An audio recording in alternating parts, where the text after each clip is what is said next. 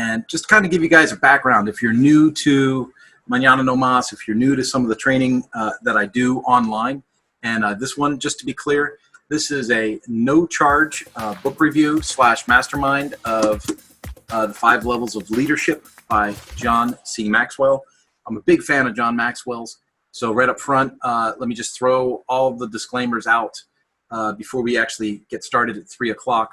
But I've been part of the John Maxwell team since 2016 as I was transitioning from a corporate position at Ducati North America as the North American training manager. That's a motorcycle brand for folks that aren't into power sports. As I was the training manager at that company, that corporation, I was intending to go out on my own and be, an independent trainer, coach, speaker, things like that. And I got recruited by Suzuki as I was leaving Ducati. So when I went to the John Maxwell certification course in August of 2016, I was well prepared. I'd read the books. I had done the online curriculum before going to the week-long event. But when I spent the time there, it was, how am I going to use these skills in a corporate environment? And I worked really, really hard at leveraging some of the John Maxwell philosophies into a corporate environment, especially one that was so socially and fiscally conservative as Suzuki is. Suzuki Motor of America is a subsidiary. It's held by Suzuki Motor Corporation out of Japan. And so when you make a decision with that many levels of management, it really does take some of the work that's described in the 360-degree leader, another book by John C. Maxwell. It takes a lot of those talents to come in that 360-degree leadership role. So you have to, you lead up, lead down, lead across. Most recently, as far as John Maxwell material went, I led a book review on Leadership. Leadership is a book that John put out recently, and it deals with the quick changing environment of being a leader in today's society, today's leadership environment. So we went through that book in its entirety. I believe it was 12 sessions. And again, it was a no-charge deal. The full course, if you want to review it, is in the Mañana No Mas Academy. There'll be links in this YouTube link when I republish that. But if you go to mañananomas.com, that's kind of like a magazine-style website, lots of content in there.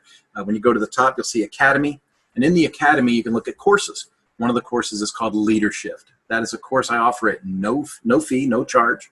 And you come on in and everything's organized in there, and content's a little bit dripped so that you get the learning breaks in between the sessions to kind of take pace with it. During that study, I had mentioned the 5 levels of leadership, and I promised that I would cover the 5 levels of leadership at that time, and so I wanted to make sure that I knocked that out for you. It is top of the hour. It is 3 o'clock Pacific Standard Time. So I want to jump into this, and I want to value your time. Please note that I'm also hosting this whole session is live both on YouTube, where you can use the comment section and things like that to comment, and I should be able to see those. I should get notifications that comments are being posted. So if you have any comments, questions, concerns, as the live is happening on YouTube, you'll be able to interact within that environment. I was hosting on Facebook, doing Facebook Lives inside the Mañana No Mas Facebook group, but if I were to be honest with you, it seemed like there were some gaps as far as the reliability of the Facebook system went. Some weeks it was great, some weeks it wasn't. In fact, I did a Facebook Live yesterday where the whole video just kind of turned into a fuzzy green, right? So you could hear me, but you couldn't see me. And I found that when Facebook had its reliability issues and I moved things over to YouTube, I found that things were more secure, more reliable. And so I know that this is hard. I know it's a big ask. I don't know why this is so hard, but if you're following me on the Mañana No Mas Facebook page, I'm gonna highly suggest, beg, plead, whatever it takes, I need to get you guys over to subscribe on the Mañana No Mas YouTube channel. I've been building playlists inside the Mañana No Mas channel in YouTube, so that when you go there and you see hundreds of videos, you don't become overwhelmed, because one's about motorcycles, one's about mountain biking, one's about running a Spartan race, one's about reading a John Maxwell book. It's like, whoa, right? That's too much going on. Let me turn this off. And there's just too much going on, right? And so by utilizing the playlists, I'm able to segment things in a way that makes sense for what you might be looking for. Or if you're looking for content that I covered once about some mountain bike ride that I did as far as one of my fitness segments goes, well, then you can look in there and you go, okay, well, here it is, boom. Playlists make it easy. Now, some videos are in more than one playlist, but I wanted to make it easy for you to find the material that you were looking for rather than having to sift, through a bunch of stuff to get there. So again, I'll be going back and forth between the two. I will periodically check in on the YouTube page just to make sure I'm not missing any comments that might pop up. But I want to also go back to the Zoom. There's Michelle. See, this is exactly why I'm going to the Zoom. I want to make sure that people have the ability to sign in and join the live conversation. And so now we've got Michelle signing in. Hi, Michelle. How are you? You're on mute. Let me unmute you. I will. There you go. How are you? Good. I'm so glad we practiced early. I think your microphone is turned off, sweetheart. Oh. But Michelle joins us. She is part of the Mañana No Mas Academy system. She's one of the students in there. She's also a very valuable coworker that I had at Suzuki. And as far as graphics go, Michelle was phenomenal. I would think it, I would say it, and she would make it reality. And when you are graphically illiterate, such as I am, it is fantastic to have somebody with that skill set jump on board. And hang on a sec, Michelle, let me bring you back up. Try saying something now, Michelle. Something? Can you hear me? Yeah, I can barely hear you. Huh.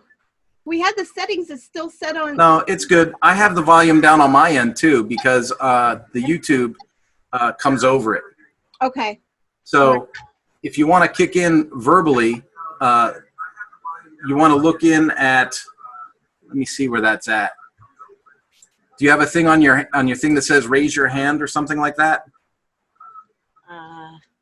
Chat, participant. Polls or chat, I think chat or reactions. You could do a reaction. Yeah. Okay. Okay, all right, that'll get my attention. Okay. Thanks, Kurt. All right. How you doing? I'm good. Thank you. Thank you. That's fantastic. I have my my lunch too, my late lunch. I'll be eating a tuna salad. All right. Well, I'm going to jump into the book. We'll get started. All right. And Michelle, just so you know, I'm going back and forth. I just explained to other folks that might be chimed in on the YouTube channel because this is being broadcast on YouTube Live as well. So I'm bouncing back and forth between YouTube and Zoom just to make sure I don't miss people or miss comments or things like that. Okay. Okay? Good. I'm going to turn my volume down a little bit because I'm getting a little feedback. But folks, the 5 levels of leadership. Again, I started to talk about why I was covering the book. I'm covering it because when we went through leadership, I wanted to make sure that I touched the subject good enough. Leadership talked about all kinds of things, right? It talked about the quickness of making a decision, what it's like to be a leader, price over perks, right? It talked about all kinds of development as far as being a leader. And then near kind of like the first third of the book, it made a mention of the 5 levels of leadership.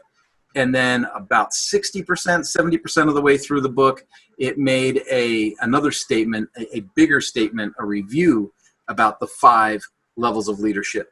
And it was during that time that I said, hey, you know what, as an audience that might be chiming into this, I want to make sure that I follow up and I cover the 5 levels of leadership with everybody so that we could, everyone would be on the same page. Now, there's going to be times when I'm talking today and you're going to say to yourself, oh, I know that dude, or I worked with that guy, or I used to work for a lady that was just like that, or boy, I missed that boss. He was a really great boss, or, that person, that's the reason I left that company, right? Remember, most people don't leave companies, they leave people. Most people, when they voluntarily leave, they're not leaving because they hate the job. In most cases, they pursued the job because they thought it was something they wanted to do, right? So if they voluntarily leave the position, what caused them to leave? And when you do a root cause analysis of, relationships and what was the straw that broke the camel's back, it generally turns into a discussion about how they left the person. They didn't like who they were working for rather than what they were working to do. And so if you take a look at that from a realistic standpoint and you look at the amount of turnover, maybe corporately speaking, in your environment, you would say, okay, so, if you're the leader, you're thinking to yourself, I got some work to do, right? If you're not the leader, people say to me often, especially when I talk about leadership so much, they'll say, I'm not the leader, why is this important? Or I'm not in charge, so this doesn't apply to me. Or I'm not the boss, so this isn't my thing. And this is exactly why you need to be in the 5 levels of leadership. Because authority isn't by position only, right? There's a phrase called positional authority. I use it a lot. I'll say, oh, well, you need to establish positional authority with A, B, and C. That'll be when I am working with up-and-coming leaders and I'm talking about how to leverage their position for power that becomes influence, that over time becomes relationship that moves things up the ladder, right? If you're not a leader and you're in here or you're watching the video in replay and you're going, this doesn't even apply to me, I'm just going to turn it off. I'm going to implore you not to turn it off. Every human being is called to be separate. Every human being is called to be special. Every human being has something of value that they can offer to another group of human beings. And once you acknowledge or recognize that you are special, you do have value, and you can add value to others, that adding value becomes influence. And as we've studied in other books by John Maxwell, we know that leadership is influence, nothing less, nothing more. So if you take those definitions, then you start to realize, okay, I have the potential to be a leader. That might not be a position I hold as management. It might be a position I hold in my women's group, a Bible study, a hiking group up in the woods. There's a bazillion opportunities where you're interacting with other people and you have the ability through influence to assume a leadership role, whether it's official by title or not. And so one of the reasons I love the 5 levels of leadership is it helps people develop their leadership abilities or to consciously think about their leadership abilities as they interact with other people, regardless of the position they're in, right? And hopefully, when I say things like that, it makes, complete sense. Just as another shout out, folks that are coming in late, if you are watching on the YouTube live, don't be afraid to use the chat button. If I say something that sounds weird or you want clarification or you have a comment, don't hesitate to use the chat that's on the right side of your screen. If you've maximized your video, you might need to find the other menu to get to the chat. But if you keep YouTube minimized, chat's right on the right-hand side of the screen. And then Michelle so far is the only person in Zoom. But periodically, we may see her jump up with waving a hand or waving at me through the screen. And at what point I'll alter audio so I can have a conversation. As we go into the 5 levels of leadership by John Maxwell, right out of the beginning, it says, this book is dedicated to Equip, talks about his company Equip, and all the people who are part of this leadership organization. Equip's rule of 5, right? And here's John starting out, first page, not even into the content yet. And he says, 1, think globally, right? Think globally. 2, evaluate our leadership strategy. People hear me talk about this a lot. Who's in charge? Why are they in charge? What direction are they going in? These are hugely important questions in any size organization. Evaluate the leadership strategy. 3, create resources. I work in the training industry. Michelle works in the training industry. Other people that are signing into this or watching the replay are going to say, oh, I'm always looking for resources, or, where can I find the resources to get better at this? Or where can I find the instructions or the book or the website, right? We've all been down this road before. So you need to create resources. Number 4, develop associate trainers, partners, and donors. Here I am in my 50s, and this is something that I am just barely getting a hold of right now. I'm beginning to recognize I can't do all these things myself, right? Tony Robbins is not just Tony Robbins. Dean Grazioni is not just Dean Grazioni. I take a look at even people like Dave Gambrill doing the digital marketplace. It's not just Dave Gambrill. these people have built communities, and they have people that come alongside of them, that help them, that groom them, that help moderate their groups, things like that, right? And so he says here, develop associate trainers, partners, and donors. So in a very real way, you know, I'm associated with Perfect Match Hire, right, with Rod Tillery. So I work with companies, and I try and help them grow their team, right? And as they're growing their team, they may have to hire or may have to fire some people to make sure that they get the right team balance. And by me partnering with Rod, we're able to scientifically match people to a job. We're able to go through all of the applications and all of the hiring process and whittle it down scientifically to make sure we got the right person in the right spot at the right time.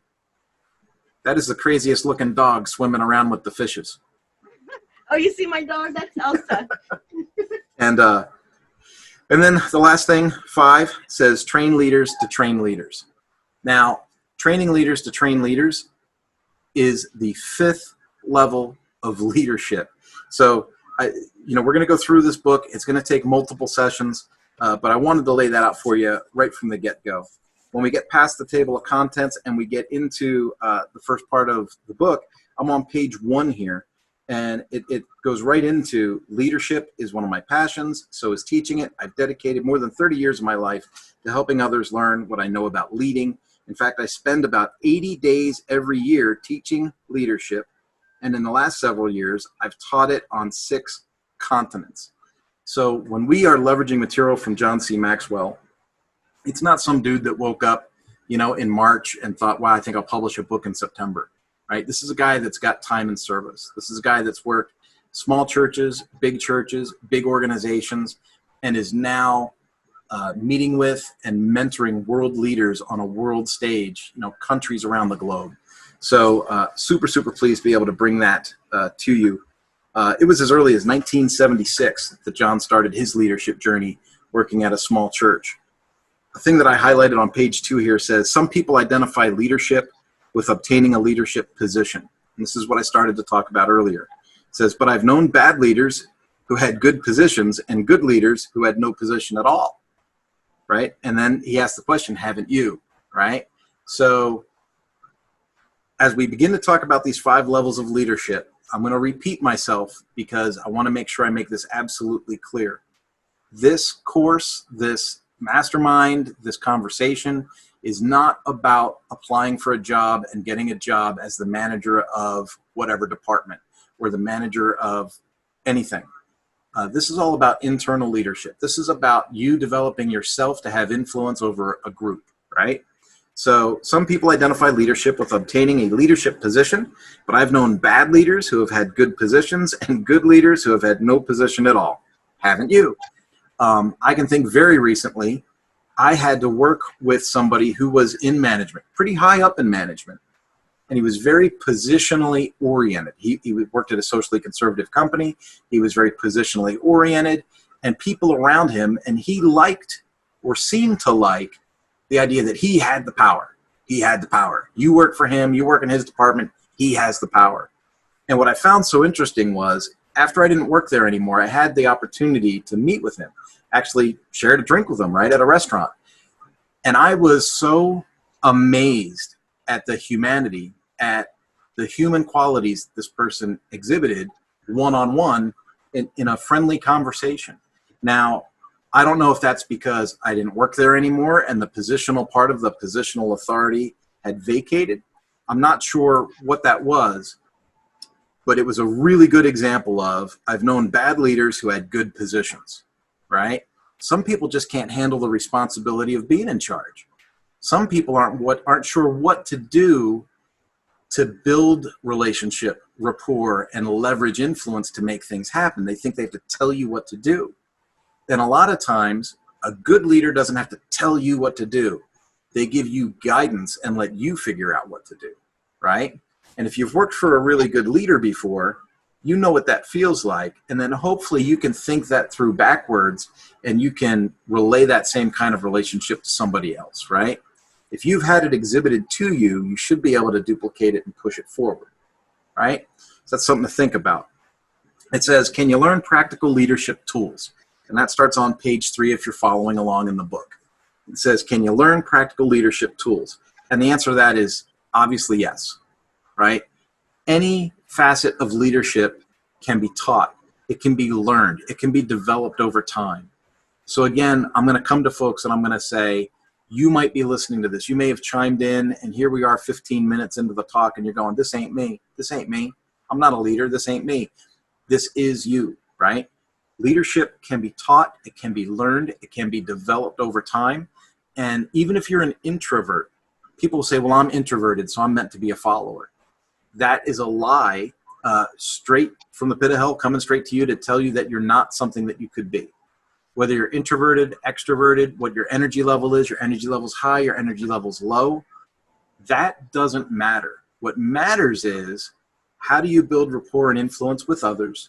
And then how do you rely on that rapport and that influence to move forward with an agenda, to move forward with a goal? And so that's what this is about. It says the 5 levels of leadership provides a clear picture of leadership. And then it breaks it down. Starting on page 4, it says the 5 levels of leadership defines leading as a verb, not a noun, right? So if you lead, that's the verb. You lead, right? If I am a leader, that's the noun, right? So we want to stress that leadership takes action. It takes activity. If you think about the study we did in leadership, we talked about perks to price, right? It said, you can enjoy the perks of being a leader, but you got to do the work to be there. Right? It takes action. You can't just assume it and then have it be real. You have to put the work in. So John writes here that leadership is a process and not a position. He talks about the difference between leadership and management. I like talking about the difference between leadership and management because I've had a lot of management jobs. And when I go in as the manager with the title, I begin to take a leadership role. And in a lot of cases, that leadership role really isn't all that welcome, because what was upper management really looking for when they hired a manager? Well, a manager is great at keeping things the same. A manager is great at keeping status quo. A manager is great at filling in the gaps when somebody drops out, right? So a manager can maintain. That's what managing is, right? So it's almost like not going backwards as fast as it could have gone backwards. That's almost like what managing is. Leadership is different. Leadership's that noun where you pour yourself in and you get creative and you think of ways to move forward. You're not trying to maintain status quo. You're trying to move up, right? You're trying to be more productive. You're trying to raise margins. You're trying to add value to more people. It's always a game of addition rather than, multiplying by 0. Right? You don't want to multiply by 0.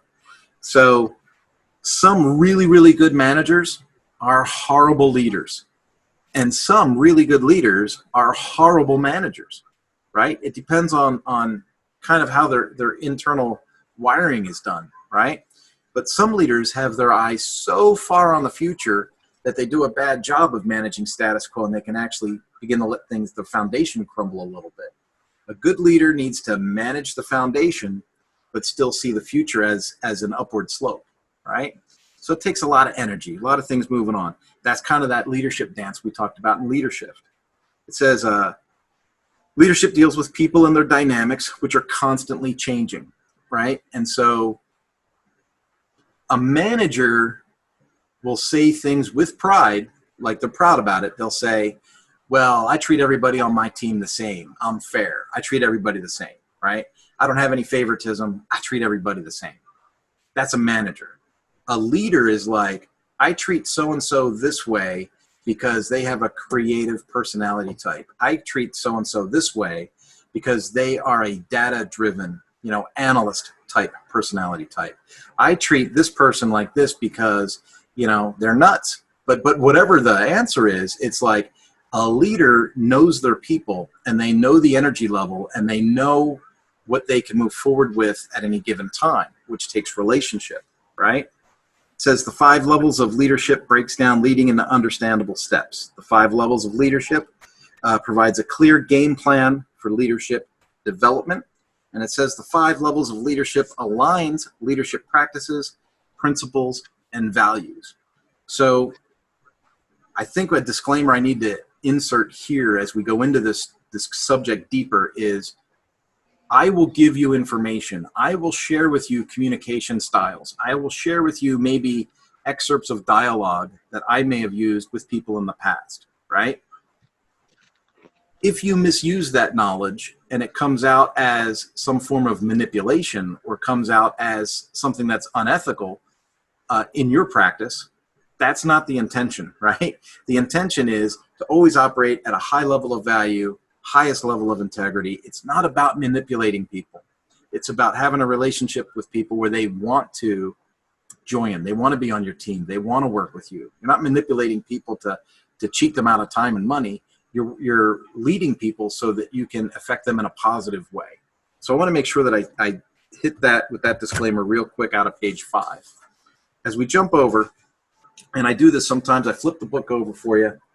As you look here, he goes right into it. He says, starting at the bottom, positional authority is level 1. Permission is level 2. Production is level 3. People development is number 4. And then the pinnacle of leadership, that's number 5, right? So 1, 2, 3, 4, 5.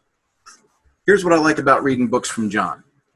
John doesn't hold the secrets back, right? It's not like watching one of these shows on Fox Network where it gets to the last 3 minutes of the TV show and it's like it ends and there's nothing's wrapped up, right? There's a dead body over here. There's some girl over here. There's some guy. There's cards. There's, and you're going, what's happening? And then, well, tune in next week to find out. John doesn't write that way. John says, here's everything I'm going to teach you in this book right here on page 6. Here you go. This is it. And then he takes the rest of the book to really extrapolate the concepts and get you to a point where you begin to understand and process and put to practice the things that he's teaching. And I'll tell you firsthand, for me to be able to, employ these practices in a corporate arena, it's been really eye-opening. I've become pretty productive in a crowd, which is kind of fun to do. So let's go right into it. Let's go start out with the first level, which is positional authority, right? Positional authority is you have the ability to tell somebody what to do because somebody made you the boss, right? So that's positional authority. It's also the lowest level of leadership. If someone makes you a manager, that doesn't necessarily mean that you're a bad leader. They're giving you a chance. They're giving you a chance to lead, right? But you get the authority with the position. You don't necessarily get the productivity with the position, right? If I take a new position at a big company as a manager, and I grab everybody, I put them all in a room, and I go, hi, I'm Kurt. I'm your new boss. There's going to be some changes around here. First thing we need to do is I need you to do this, you to do this, and you to do that, right? I might get their hands, as in I might get their commitment to get something done. They might offer me their hands to perform labor, but I haven't got their heart yet. And if I don't have their heart, I'm not going to get full productivity out of them. I'm not going to get work that's indicative of, hey, man, I'm sold out to this. Like, I see the vision and I want to be a part of this. This is freaking awesome, right? A higher level leader has the ability to grow the relationship, to attach himself to the heart first, and then lay out the vision, ask for some input back and say, how do you guys think we could tweak this vision to make it better? How can we make it bigger? How can we go past what I just said, right? Get everybody's feedback and then move forward. Get everybody's buy-in, right? And that's talking about that's level 3, that's level 4 type leadership. But right now we're talking about positional authority. So positional authority means good news. You got the job. You're starting at the bottom, and now you got to figure out how to lead. It says nothing's wrong with having a leadership position. Everything is wrong with using the position to get people to follow you, right? Hopefully that makes sense. I described that a little earlier with the guy I ended up having a drink with. That was an example of he was using his position to make people do things. He wasn't embedding himself with people because of his position, right? That's a totally different thing. So nothing's wrong with having a leadership position, but everything is wrong with using the position to get people to follow. Position is a poor substitute for influence. Influence is always the key that you want. Remember John's famous quote, and I'll say it 1,000,000 times before I die, is, leadership is influence, nothing more, nothing less, right? So level 2 is based entirely on relationships. So it breaks out and it says, level 2 is where you get the relationship with the person, that you basically have their permission to kind of instruct them or give them things to do, right? If you're the boss, you have the right to do it because you're the boss. Permission, the definition of the permission level is I built enough of a relationship that I can ask you to do something and know that you're going to do it because you kind of want to do it. You kind of want to be on the team, right? Level 3 is production. Now, production is a slippery slope, and one of the hardest levels to make the transition between is level 2 to level 3, okay? Level 3 is, it says, one of the dangers of getting to the permission level is that a leader may be tempted to stop there. But good leaders just don't create a pleasant working environment. They get things done. Now, I think it's funny that he writes "get things done," and the catchphrase to Mañana No Mas is "getting it done yesterday," right? I am so fired up about getting things done. I'm manic about checking things off, making sure projects get handled, making sure projects get done. Michelle will give me a nod to the affirmative. She knows how happy I get when something gets handled. And so when you get something done, it's super awesome, right? So it says many positive things begin happening when leaders go to level 3. Work gets done, morale improves, profits go up, turnover goes down, goals are achieved, right? It's also on level 3 that momentum kicks in. Momentum is one of the laws in the 21 irrefutable laws of leadership. Momentum comes up near the end of that book, right? Because there's so many steps on growing the 21 irrefutable laws of leadership that by the time you get, up to like 16, 17, 18, you get into things that start to multiply on each other. And momentum is one of those things. Think about, you're watching a football game, you're watching the Super Bowl, and one team's ahead by 21 points. And they go to the halftime, they come back from halftime, and all of a sudden, the team that was behind gets a field goal, right? Then they get a touchdown. Then they get a field goal. And the crowd starts chanting different things, and everybody's getting excited. And you'll hear the announcers say something like, this is a real shame for so-and-so. It seems like the momentum has shifted, right?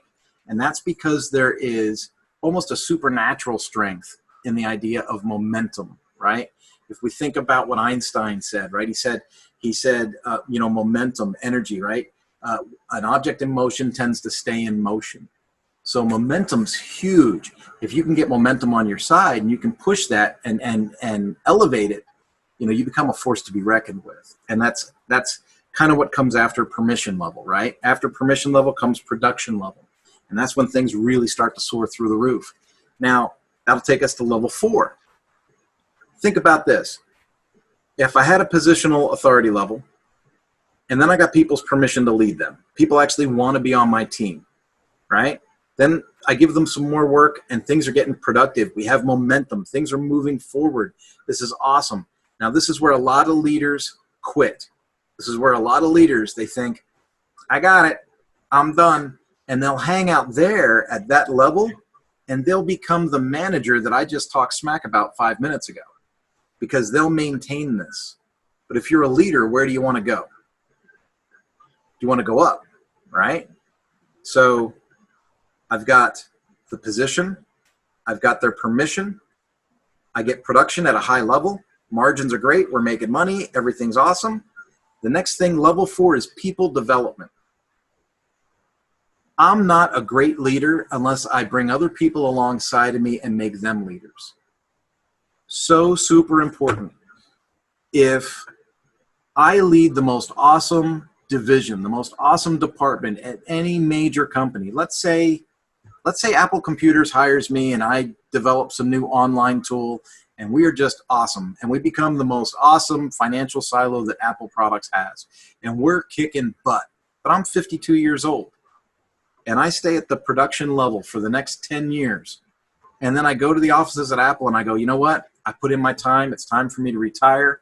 It's been a great run. See ya. I'm out. Well, what happens to that division? What happens to that department if I have failed to build any leaders beneath me to step into those shoes, right? Not only that, but think about a company in the tech space like Apple, right?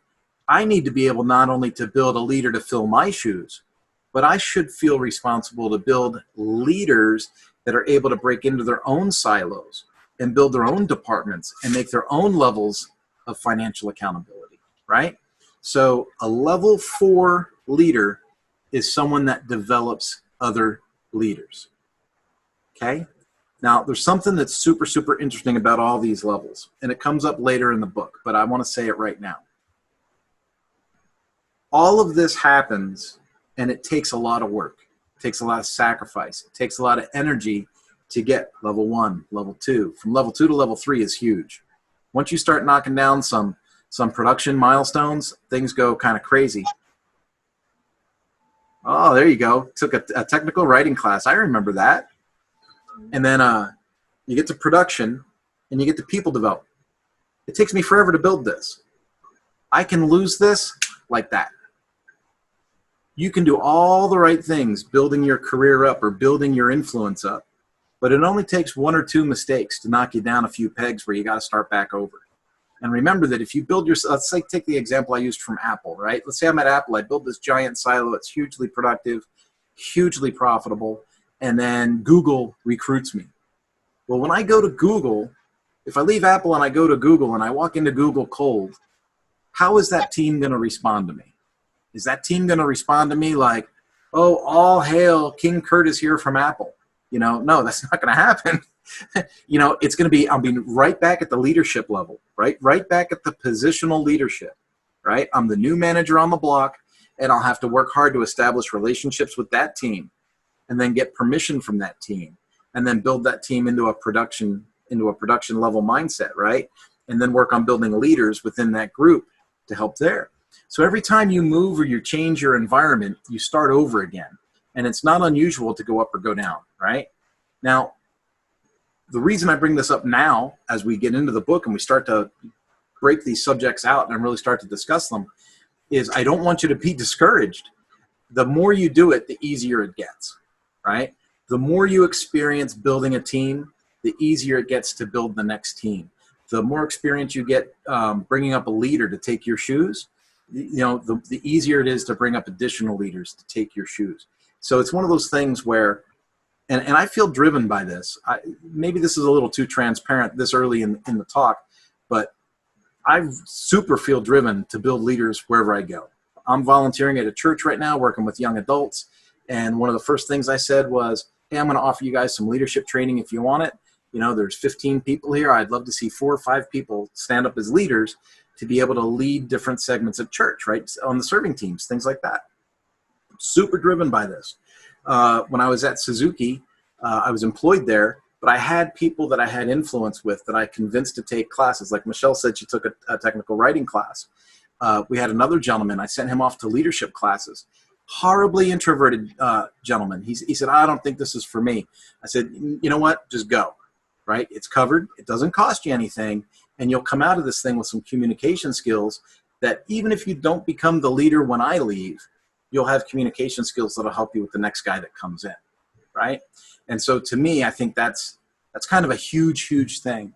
Now, the last level of leadership is something that there are people that have said I've gotten there, and I will tell you there are times when I think maybe I'm close, but I don't think I'm really quite there yet, and that is the pinnacle level of leadership. If we were talking and I said, this is the position, this is where I got permission, this is how I built productivity, and this is how I started to build leaders. When I get the pinnacle, what do you think the pinnacle of leadership would be? Just take just a minute or so and think, like, what would be the pinnacle?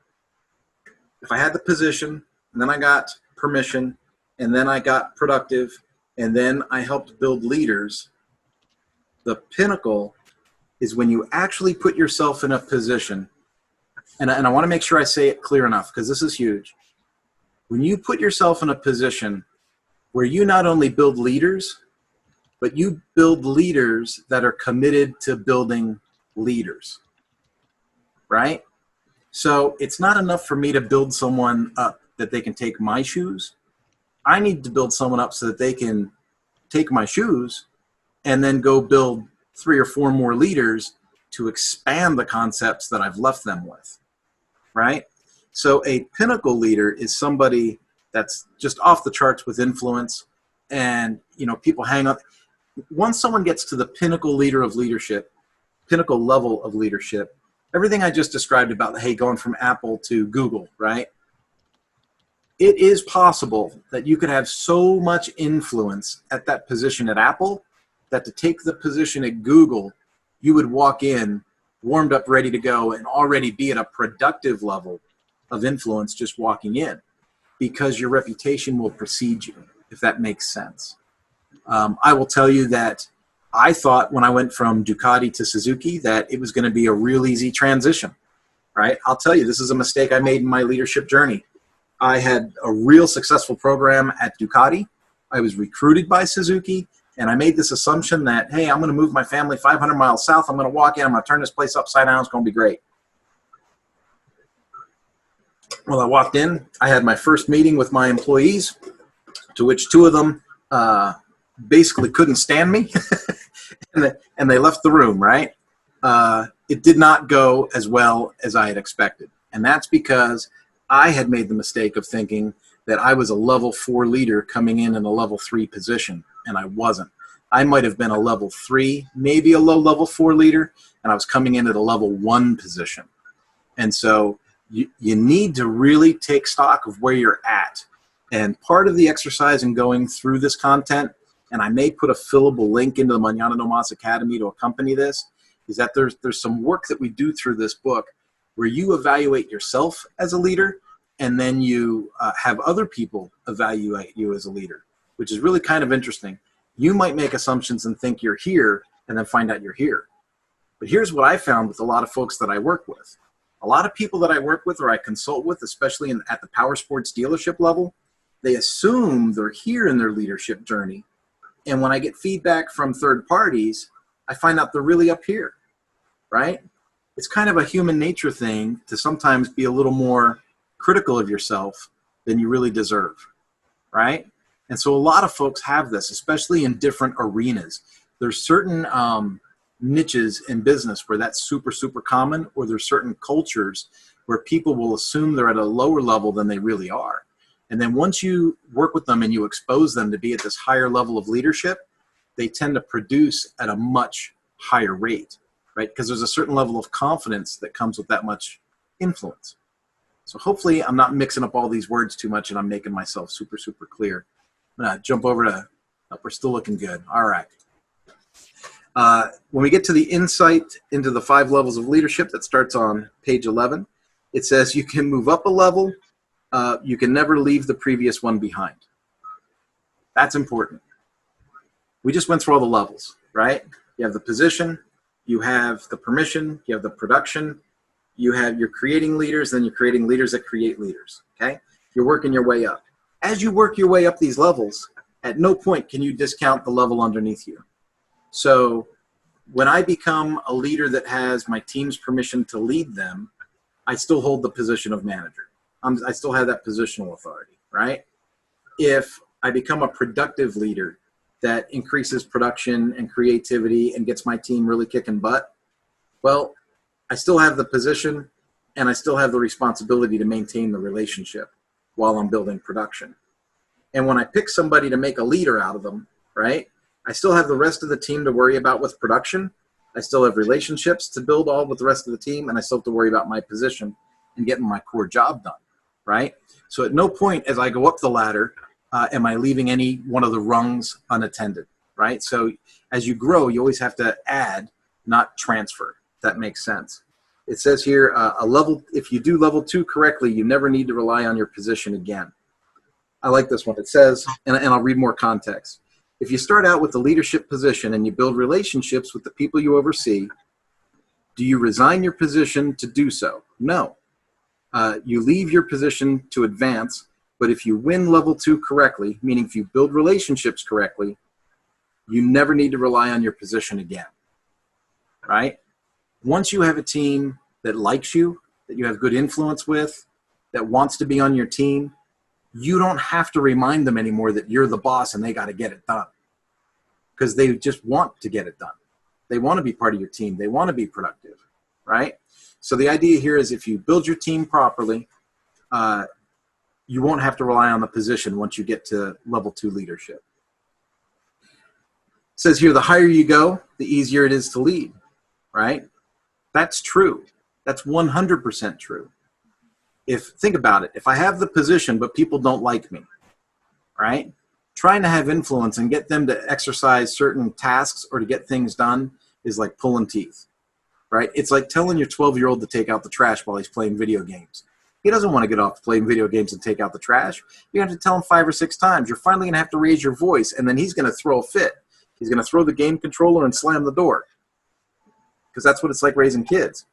Well, managing a team really isn't that much different, right? If I just have positional authority and I don't have a relationship with these people, they're not going to want to do the things I tell them to do. That's just human nature. So the higher I go up through this leadership levels, the easier it is to lead those people because I have more buy-in, more relationship, right? It says the higher you go, the more time and commitment is required to win a level. Again, that's 100% true in my experience. If I want to just be the manager, just have the position, well, then I can show up 5 minutes late after my shift. I can leave 5 minutes early. I can take a long lunch. I already got the job. I'm already in control. Who cares, right? But if I want to win my people over, I'm going to come in a little early.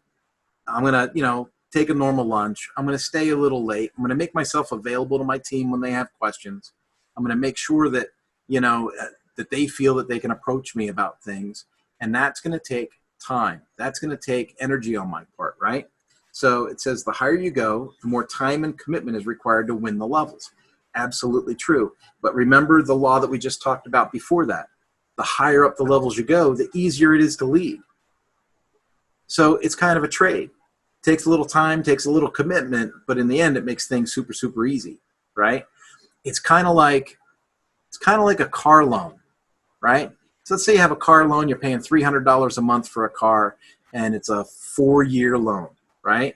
But instead, you start paying $400 a month, and you pay the thing off 14 months early. It took you a little more effort to pay the car off, took a little more commitment to pay the car off, but once you paid the car off, how easy was it to keep the car when you didn't have to worry about making payments anymore, right? So it's like that. It's like it takes the commitment, it takes the time, but the reward at the end, got to be patient. The reward is fantastic. It says the only level without a safety net is position 1. What do you think that means when we're talking about the levels and we say the only one without a safety net is position 1?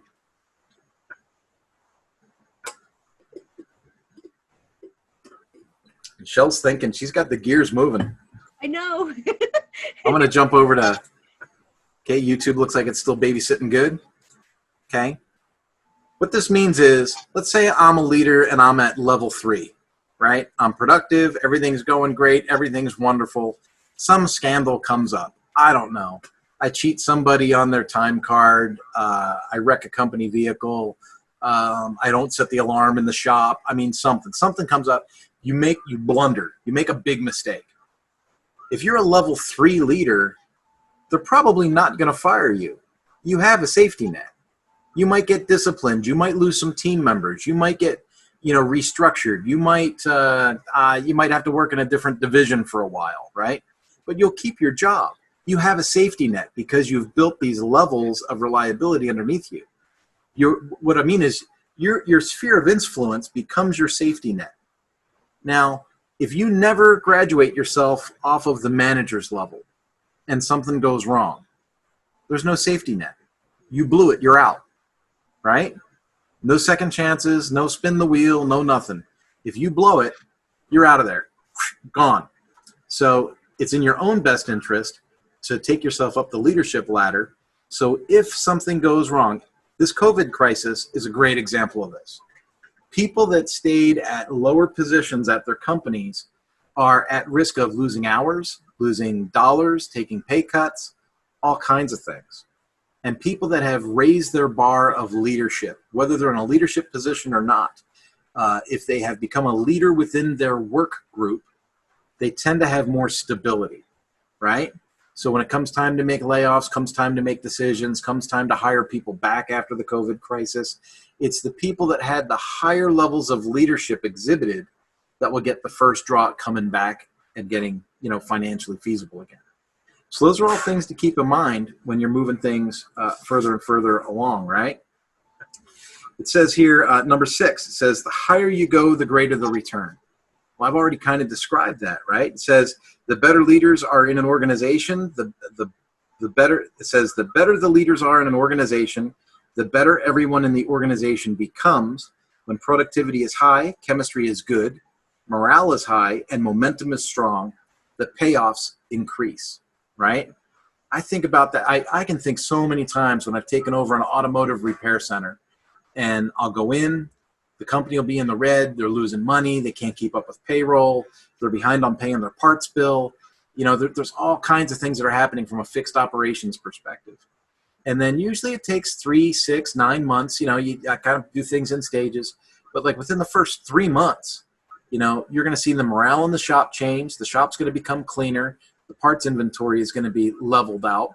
And then you start to see the margins come up. By the 6th month, we start making a little bit more money. The margins are getting pretty good. The technicians are getting pretty happy.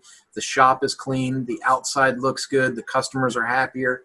And by the time we get to 9 months, the shop is singing along on its own, and I've already started to groom leaders to fill my position, right? And what happens then is parts is on autopilot, the margins are high, customers are happy, and they're spending more money than they were before. The technicians are happy, the workplace is clean. These are all things that happen when you have a good leader in the right position, right? It says the better the leaders are in an organization, the better everyone in the organization becomes. That is 100% true. A really good leader, and if you think about some of the things we covered in leadership and some of the things in the 21 Irrefutable Laws of Leadership in that book, if you get to a point in your leadership where everything's singing great, let's say you got a team of 10 people, and 8 of them are fantastic, and productivity's high, morale is high. Think about that. Everyone in the organization becomes better, right? But you got 2 people that don't. Is that a problem with your leadership, or is that a problem with those people? And then that becomes the math that you have to figure out being the leader. Are these 2 people that need to be replaced? Are these 2 people that need to be developed, right? Remember over here where we said the higher you go, the more time and commitment is required to win at a level, right? So is this a situation where a little more time and commitment on your part develops those 2 people? Do you need to make a training commitment with a third party? Or do you need to clean house and bring in more positive people that you can develop and build that team with? You know, and only you have those answers. So, but those are things to think about, okay? Number 7 in this category says, moving farther up always requires further growth. That you will never hear an argument from me on that one. If you saw the stack of books next to where I'm sitting right now and saw what I am reading for light reading, you'd freak out. Growing as a leader is something that never stops, right? In John's words here, it says, growing as a leader requires a combination of intentional growth and leadership experience. That's huge. It says, if people rely only on experience without intentionally learning and preparing for the next level, they won't progress as leaders. If you think that going to your job as a boss, the manager, the owner, whatever, if you think that day-to-day experience at that level of leadership is developing you, you're misinformed. You have given yourself too much credit. You know, a good leader, you know, leads in their daily life and takes those leadership opportunities to exercise influence, and that's 100% what you should be doing. But you also need to leverage outside sources of information, whether that is, you know, attending workshops, going to, you know, training workshops, jumping on lynda.com and picking up some leadership content, reading another Maxwell book. And, you know, Maxwell's not the only author. So if you want to read about sales, Grant Cardone's good at that, Tony Robbins, Dean Grazioni. I mean, there's all these people out there that have content. And the more you saturate yourself with that level of content, the more natural it's going to be for you to build and grow yourself as a leader through these 5 levels of leadership. Number 8 says, not climbing the levels limits you and your people, right? Think about that. When I go into a shop and I'm doing a needs assessment at a repair center, I don't just think about how much money I'm going to make as the coach. And I don't just think about how much money the store owner is going to make if I help him fix his store. That's part of it. I'm going to get paid as a coach, and I'm going to make that store owner more money. That's all part of it. But the part that hits my heart, and the reason why I think that I'm good at what I do with fixed operations is because the part that's hitting my heart is I look around that shop and I go, okay, there's 5 people here. That's 5 families. That's 5 families that I'm going to positively influence through my leadership. That's 5 families that I'm going to help have a better Christmas this year. That's 5 families that I'm going to get a trip to Disney because they're all Michelle's friends and they want to go to Disney. But, you know, it's when you can personalize, you know, your consulting or your management or your leadership role, when you can personalize it to the idea that it's not just, it's not for me. I mean, it is. I'm going to get paid. Don't get me wrong. I don't do this stuff for free. I'm going to get paid. The store owner that I'm helping, he's going to make more money, right? That's the reason he's paying me, is because he's going to make more money. But that's not enough. If that was the only reason to do the stuff that I do, I wouldn't be the same person that I am. The reason that I'm the person I am is because I've taken the time, and it's taken me a while to figure this out. But every time I help one of these businesses become more financially stable, I help stabilize each of the families related to that business, right? I'm talking about just the service department. I go up into the parts department, there's 3 more families there. I go into the sales department, there's 6 more families there. If I can help that whole business, and on average, with the training I give in the power sports level, on average, these shops go up 47% in parts and labor sales. So if they were, you know, $1 million revenue company before I got there, they're going to do $1,470,000 in revenue the next year. Law of averages. So based on that law of averages, that extra $500,000 is going to do a better job of taking care of those 15 families, right? And that's where I'm coming from with having these levels of leadership and how they affect you, right? So not climbing the levels, well, it limits you and your people. If you continue to exist at a lower level of leadership, you are not only ripping yourself off, but you have to think of it like you're ripping off the other people around you that would benefit from you raising your level of leadership, right? Number 9 says when you change positions or organizations, you seldom stay at the same level. It's what we talked about earlier, the example of going from Apple to Google, right? You may be at this level of leadership and you may feel awfully comfortable up here, but when you think of making a decision or changing, or maybe the CEO changes, right? Let's say that you're high enough up in a big company where the CEO goes out and a new CEO comes in. You might not necessarily stay at that level of leadership because that new CEO may change policies and processes that cause you to come back down and work yourself back up. Remember, the more you do it, the easier it is. So it's not always the end of the world when that happens. Sometimes it can be a great opportunity. I always say that when there's great change, there's great opportunity. Whenever there's this COVID crisis is a great example. Yeah. As soon as the COVID crisis broke out and they started shutting down businesses, I thought, paradigm shift, opportunity. Anytime there's obstacles, there's opportunity, right? So now I have to figure out where's the opportunity and then pursue that. There's a quote in here. It says, level 10, it says in section 10 here, it says, you cannot climb the levels alone. And that's something that I hit on earlier. It says you can't climb things alone. And there was a Quaker leader, C.W. Perry, that had said, and he's quoted here in the John book, says, leadership is accepting people where they are, then taking them somewhere, right? And I think that's really, really cool. It's, if I'm leading a team, anyone that's assigned to me as part of that team, they're not beneath me at all. I can't look down on them and think they're not worthy to be led. That doesn't make any sense, right? And so, you know, as this Quaker points out, he says, leadership is accepting people where they are, right? And I've said that a lot. I've always said things like, you know, if you're going to survive in sales, you got to meet people where they are, right? But it says leadership is accepting people where they are and then taking them somewhere, right? And it says that's what the 5 levels of leadership is all about. Let's see. That's going to take us to the leadership assessment. And I'm going to be honest with you. I think we're going to put some of this leadership assessment stuff in notes into an assignment in the Mañana No Mas Academy. And so we'll have that pop up. There'll be a link I'll send out in an email. And there'll be a link I'll put on these social channels and here in the YouTube description. But this assessment is going to be pretty cool. Now, I'm not going to, you know, I'm not going to plagiarize the book and I'm not going to do the assessment word for word. But I think it would be really cool and not necessarily make it so that I know where everybody's at. The last book I did with John Maxwell, the videos were getting 400 and 500 plays, right? So I obviously don't have the time to go through 400 or 500 submissions, right, for your assessment. but I think it's really valuable to you to do the assessment, go through the exercise, and really take root of where you're at, right? It says how to gauge your current level of leadership. And like I said, a lot of people have this weird thing where they assume they're down here. And a lot of times they're right here.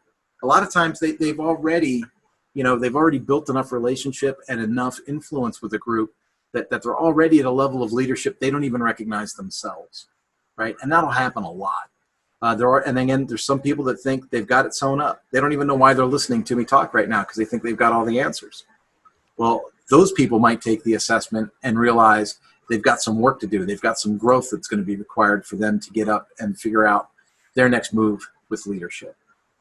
So next session will be next Tuesday, 3 o'clock Pacific Standard Time, right? We're going to do this on a weekly basis, and we'll go through the leadership assessment. Again, I'll put a link up in the social channel so people will know where to go. You guys can do the assessment, and then next session, so next Tuesday at 3 o'clock, we'll do a quick review. We'll talk about the assessment. We'll address any questions that people will have. The fun team does miss you. Yeah. And then we'll start breaking into, the upside of position, right? We talked about positional authority earlier as if it was like the lowest level of leadership, like it was something to be avoided, like it was something that was bad. It's not bad. There's a lot of pluses to being in a positional form of authority, right? So we're going to talk about the positives of positional authority. We're going to talk about some of the obstacles or caveats of positional authority, and then that'll take us through that whole first level of leadership, and we'll cover all that next Tuesday at 3. So next Tuesday at 3, for people that sign in, we'll go over the assessments, what some of the assessments might be telling us. We'll review what the 5 levels are, and then we'll dive into the advantages and disadvantages of positional authority. Does that make sense? Yeah. Well, Michelle's shaking her head yes. Let's go over to, okay, looks like YouTube is still pumping along. Good, good, good. All right. And then just as a, just kind of as a follow-up, I want to make sure that I share with people, this is going to be recorded, and then it's going to be added to the Mañana No Mas Academy as a course. So we already have a leadership course on the Mañana No Mas Academy, and then we'll have a, the 5 levels of leadership course, and it's really just meant to get people through the material quickly and efficiently. And that wraps it up. So thanks for coming. Thanks for hanging out. And to see the replay, that'll be done probably the next day or two, and that'll be up on mañananomas.com in the Academy. And we'll go from there. I will see you next Tuesday. And you're very welcome, Michelle. Have yourself an awesome day. You too. Bye. Bye-bye.